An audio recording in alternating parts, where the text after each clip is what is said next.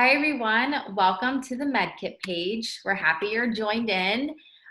Today, we are interviewing someone very special. Due to COVID-19, we have been interviewing private practices. We know they've been greatly affected and they have their own unique story to share. So we want to hear what they have to say. And today we have Nancy Boxer from Havertown, PA. She is a psychotherapist and clinical hypnotherapist. Nancy, welcome. Thank you very much, Rachel. Good to be here. Thanks for doing this. Thank you. So tell us, how did you get into psychotherapy? So I feel like I've been interested in psychology since I was a very young child, and I did study it in high school and college, but at the same time, I always had a sense that it was the kind of thing you should do starting when you're about 40 or thereabouts, that you need a certain amount of life experience to really be able to fully help other people with their lives. So I spent my college years studying not just psychology, but philosophy and economics. And I spent a lot of time doing economics in the context of community and regional planning and energy planning. I helped to start the solar power business way back when, among other things. And then I got married, I had children. I started feeling like economics was useful, but a little dry. And I started noticing that my friends were always asking me to come for long walks with them and help them figure out their lives. So it seemed like, maybe that's a signal. It's time to start thinking about that switch. There's something So, to there. yes. Awesome. So tell us, what is unique about your practice? Um, all practices are unique because they're very much about that person's personality and how they see the world, and how they make use of the training they had in that context of how they see the world and people. And at the same time, I have to say that my practice is probably very unusual in terms of psychotherapy practices, for several reasons. One is that when the economy hit the skids, I went back to college. I got my Bachelor of Science in Nursing, and I worked for 5 years as a psych nurse, inpatient, working with people with schizophrenia, bipolar, borderline personality disorder, suicidal depression, the whole range of things, including severe anxiety and also people with, I'm sorry, I need a moment. It's hot out. Got to get hydrated. It is. And that's one thing I like to teach my patients is to stay hydrated. People with substance abuse disorders also. So when I return to psychotherapy, I bring that experience with me, which gives me a much wider range of clients I can take than the average psychotherapist. Most psychotherapists work with what we call the worried well, and I can additionally take on people with these much more severe problems. And even when I work with people who are not so far away from the average, it still helps to inform the practice. So that's one of the ways that I am different. Also, my nurse's training gave me a great deal of knowledge about the body and how that works, and the brain and how that works. And those two things are also very helpful with certain of my clients, to help them understand what's going on for them and to help them find things that work for them in a holistic fashion, integrating mind, body, spirit, and heart. Yeah, I agree. I love that you combined both of those backgrounds, and it is a very holistic approach to when you're seeing your clients, and I can see how helpful that could be. So what would you Hold say? on, Oh, there's one more thing I wanted to one more mention. thing. Sorry. The other thing that is very unusual about my practice is that I usually see people on a short-term basis. About 80 or 90% of my clients I see from 1 to 6 months.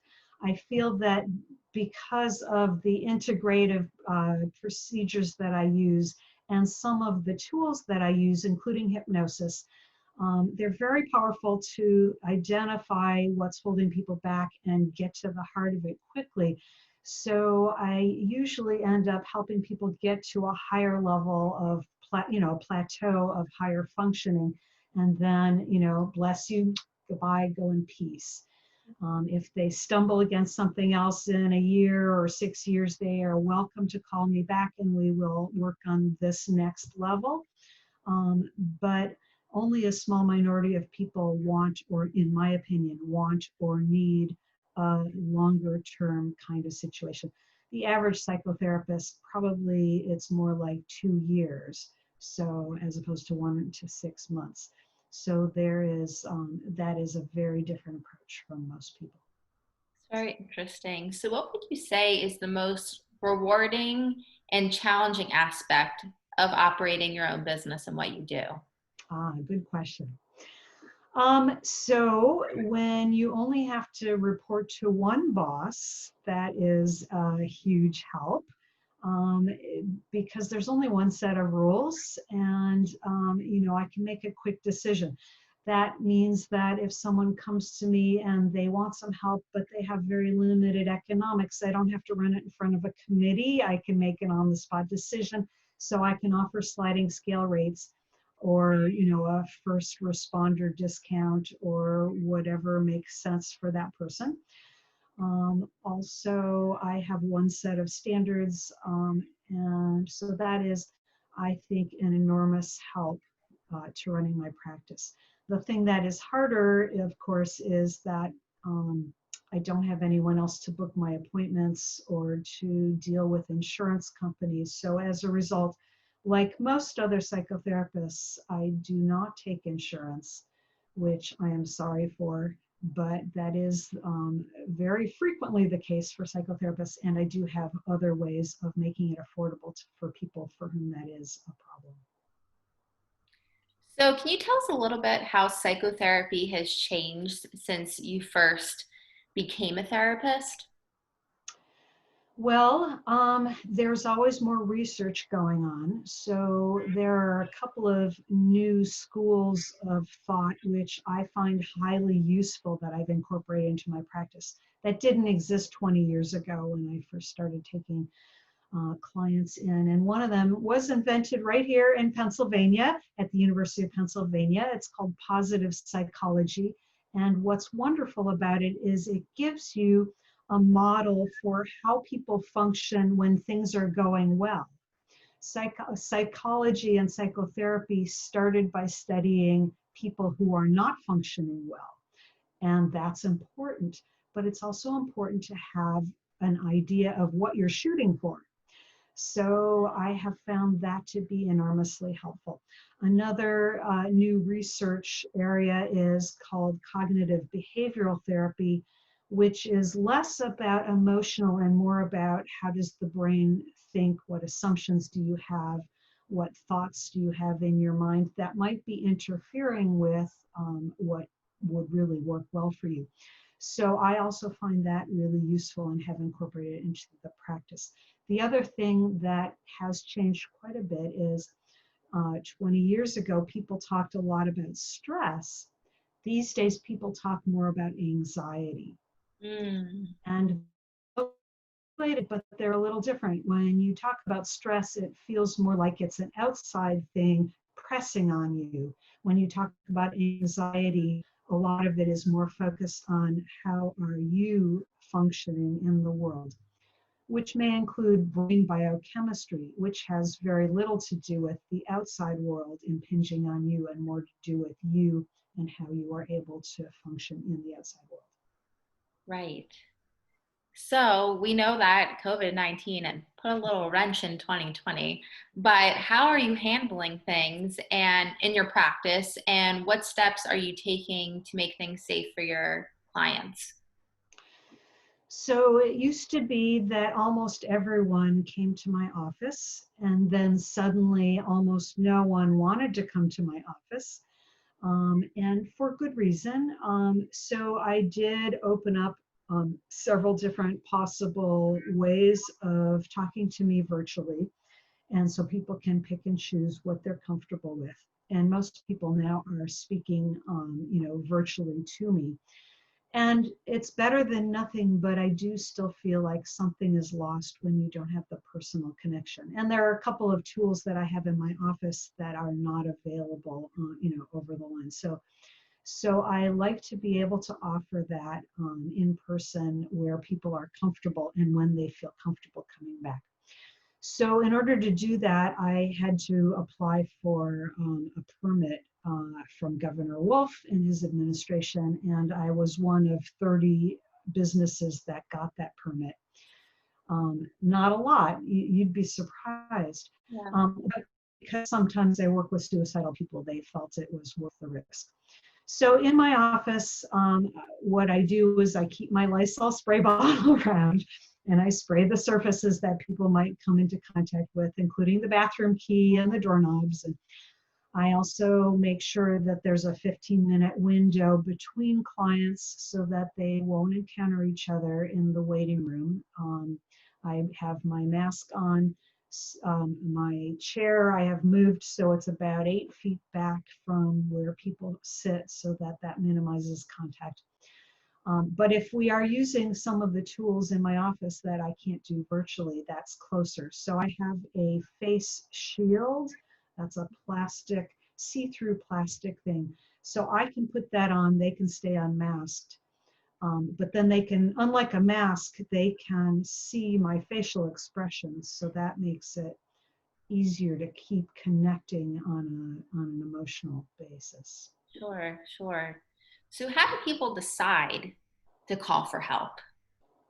What makes That's a them good go for question. that leap? Yeah, that's a really good question.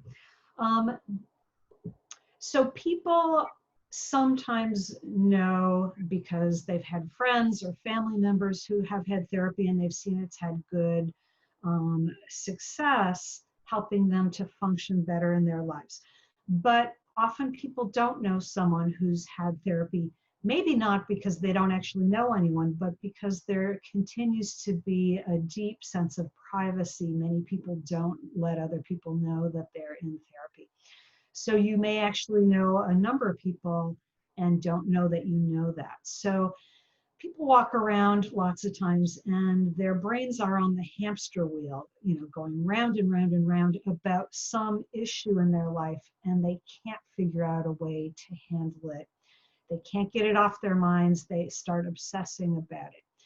If you feel like you are struggling and getting somewhere with it, that's great. Bless your heart, keep doing what you're doing. If you feel like you are not getting somewhere and it is bothering you, it is interfering with the full function of a good life, feel free to pick up the phone and give me a call or someone else that sounds good to you. Many therapists may offer this, I don't know. I know I offer a free 10-minute consultation by phone, no strings attached. You don't even have to say what your name is. And we just talk. You tell me what's on your mind, and I tell you my first take on what that is. And if I can be helpful, that's great. If I don't think I can be helpful, I may be able to send you to someone who might be able to be helpful, or at least let you know what your options are.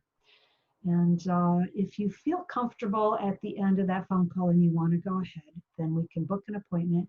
If not, go in peace. That's awesome. That's amazing that you offer even that little 10-minute conversation. That way people can get comfortable. They feel like they can approach you more easily. So I think that's great that you're offering that. So many people need your services right now. Um, Nancy, it's been a pleasure. Before we sign off today, please let the people know who are watching how they can get in touch with you. So I'm pretty easy to get in touch with. The simplest thing probably is to go to my website, www.nancyboxer.com. That's NANCYBOXER.com.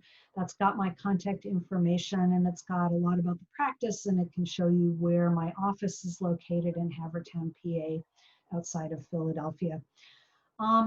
You could always give me a call or text me, 215-435-2119. That's 215-435-2119. I do have a Facebook page which you could look for. It's maybe a little harder to find because there are two and I have to let you in and all that kind of stuff. And I also have a LinkedIn profile.